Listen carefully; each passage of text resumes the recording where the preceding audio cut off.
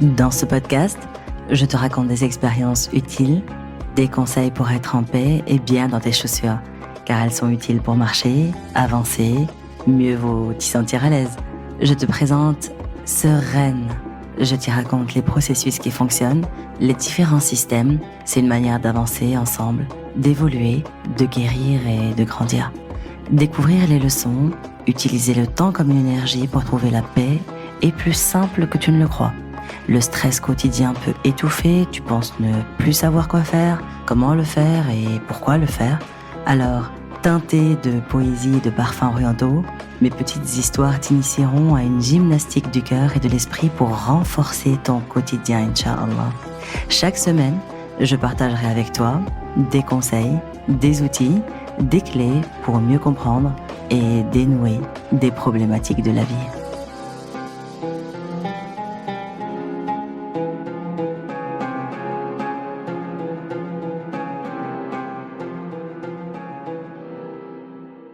Aujourd'hui, je te parle d'identité, de sphère identitaire.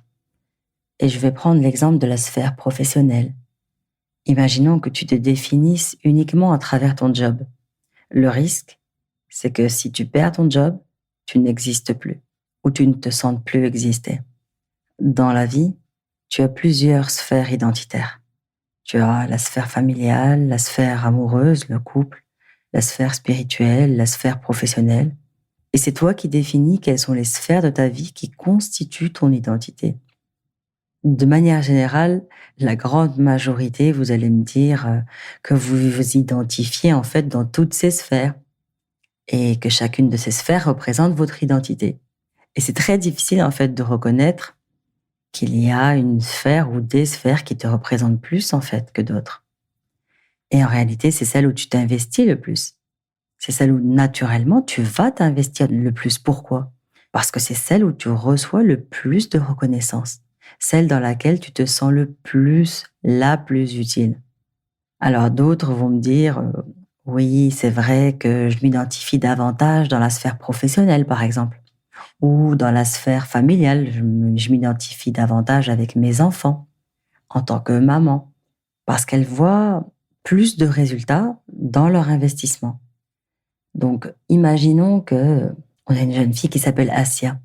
Que Assia, cette partie de sa sphère familiale, donc il y a Assia dans la famille, il y a Assia dans le pro, il y a Assia dans la sphère spirituelle, et chacune de ces sphères représente une partie de son identité. Et la totalité de ces sphères représente qui est la vraie Assia. Et c'est pas l'une de ces sphères ou chacune d'elles isolée qui représente Assia dans sa totalité. Non. C'est la somme de toutes ces sphères qui constitue le tout, et non pas chaque sphère qui peut exister de manière individuelle. Donc la question c'est, dans chaque sphère, qui es-tu? Et qu'est-ce qui te définit? Qu'est-ce qui te définit dans ta famille, dans ta vie amoureuse, dans ta sphère professionnelle? Comment tu te définis dans ta sphère spirituelle? Et quelle sphère est-ce qui te manque aujourd'hui, dans laquelle tu aurais besoin de développer davantage d'énergie, d'investir un peu plus? Quelle est ton identité dans chaque sphère? Ou que fais-tu pour être authentique, c'est-à-dire toi-même, sans avoir besoin de changer de masque ou de porter un masque dans les différentes sphères? Tu sais, ce que je trouve tellement intéressant, c'est de décortiquer sphère par sphère. Parce qu'à ce moment-là, tu te rends compte que tu peux être à un niveau de 10 sur 10 dans l'une d'elles et à moins 18 dans une autre. Et tu peux te dire aussi, ou te questionner en fait, comment tu peux viser le 10 sur 10 dans chacune des sphères de ta vie. Et malheureusement, c'est pas un système de vase communicant où pour être à 10 dans l'une, eh bien, tu peux verser en fait. Tu peux puiser et mettre un 5 et être à 5 et 5 de chaque côté. Non. Tu peux viser le 10 dans chaque sphère de ta vie à condition d'être consciente, de faire un travail sur toi, sur qui tu veux être, sur l'image que tu veux construire, sur l'héritage que tu veux transmettre, l'éducation que tu veux donner. Et donc, tu mettras plus de place dans ton emploi du temps, dans les sphères à développer. La sphère que tu développes le plus, inconsciemment, c'est celle où tu tires le plus d'amour, le plus de reconnaissance. C'est celle où tu as un sentiment d'appartenance et d'utilité.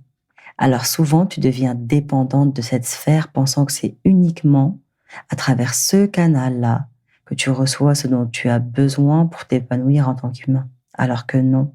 Attention, il y a une différence entre l'amour et l'admiration. Recevoir de l'admiration, c'est flatteur, certes, mais ce n'est pas l'amour inconditionnel tel que tu en as besoin.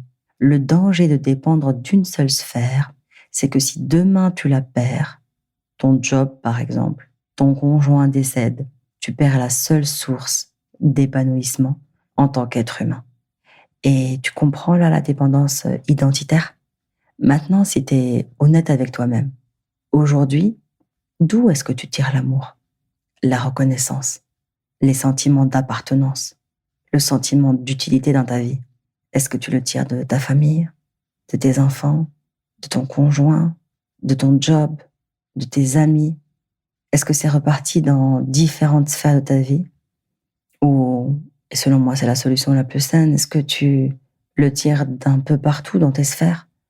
Attention à mettre tous tes œufs dans le même panier, par précaution, pour toujours pouvoir retomber sur tes pieds. J'ai dit sur tes pieds, j'ai pas dit sur tes pattes. Quelle est la sphère qui a le plus de valeur dans ta vie?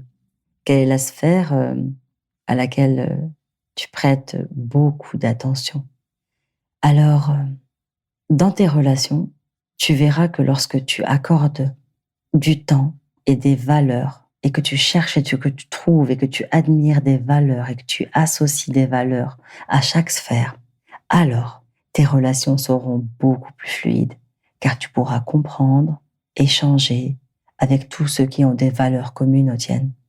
Et moins tu développes de valeurs, c'est-à-dire de temps de qualité dans chacune de ces sphères, moins tu pourras comprendre les autres dans leurs attentes, dans leurs besoins ou dans leurs critiques. Alors on a parlé d'identité, de connaissance de soi.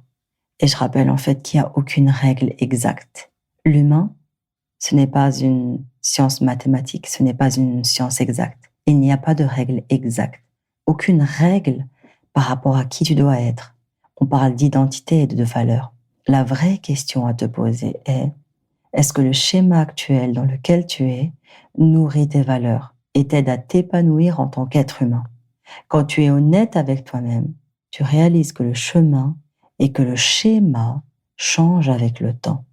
Il évolue et que c'est donc une invitation d'Allah subhanahu wa ta'ala à revoir là où les sphères où tu dois alors davantage t'investir.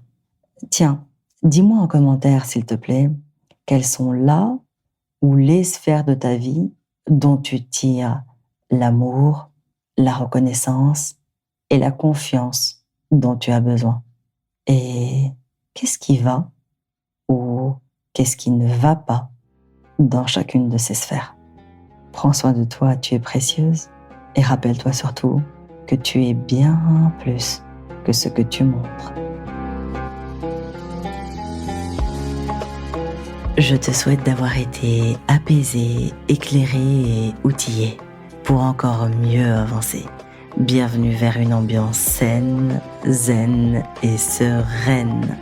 Afin que cet épisode soit utile au plus grand nombre, je t'invite à le noter avec des étoiles, à le commenter et à le partager.